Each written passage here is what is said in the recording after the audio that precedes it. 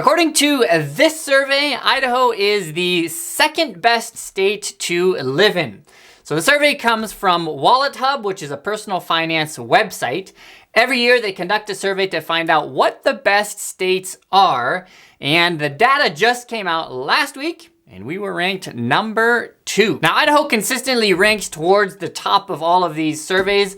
US News and World Report ranked us number 3 just recently. But in this survey, WalletHub was ranking their states based on a number of factors. So they looked at affordability, economy, education and health, quality of life, and safety. So we came in number 2, and you know who came in number 1? Massachusetts. Thought that was a bit surprising, but what they do is they assign a total score for every state based on these factors.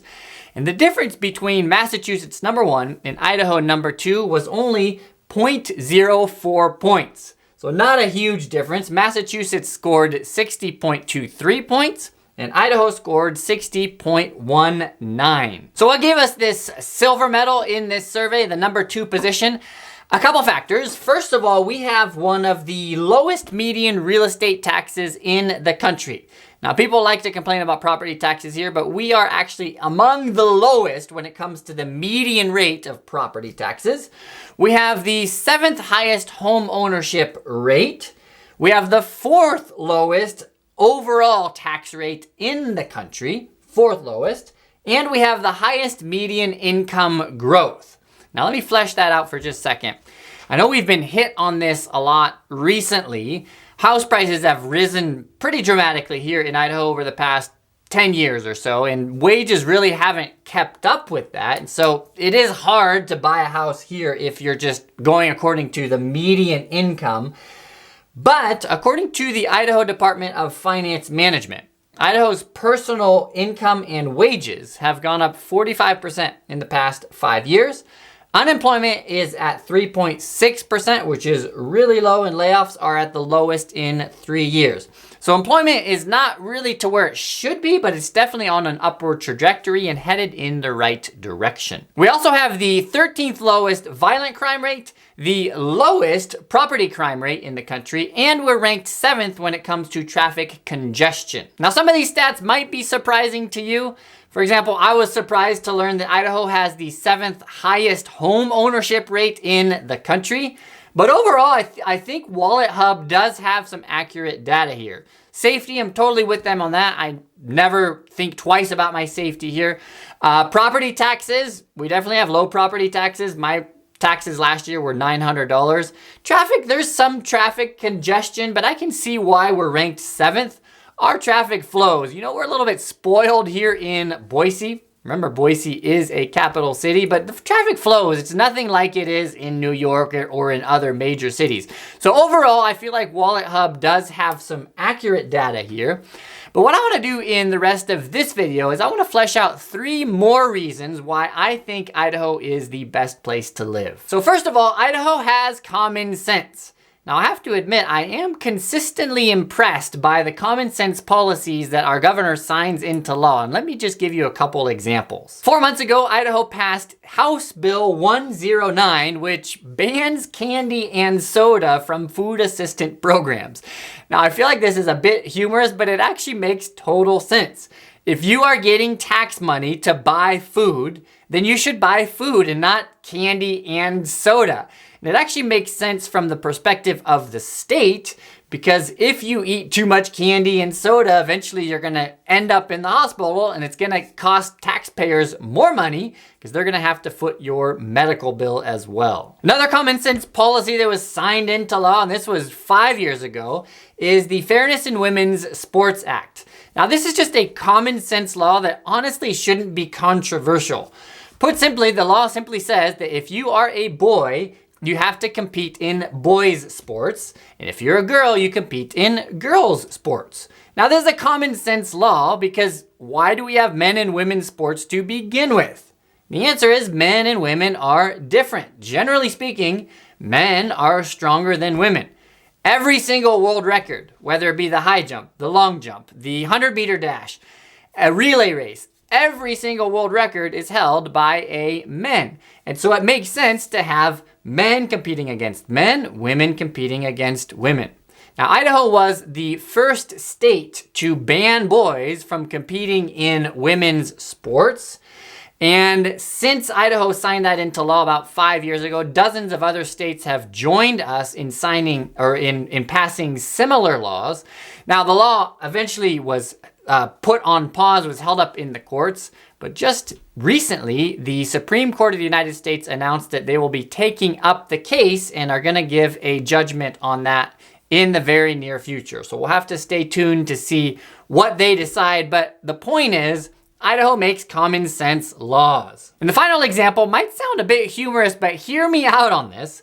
In March of this past year, Idaho passed a law that makes the firing squad the primary method of execution here in Idaho. Now, I know that this sounds a bit barbaric, but there have been countless numbers of studies that have been done on this, and they've all shown that lethal injection is actually the more barbaric method of execution. There's countless examples of botched lethal injections across the country. In fact, we just had a botched lethal injection last year here in Idaho. They tried 8 different times to insert an IV in the inmate's arm.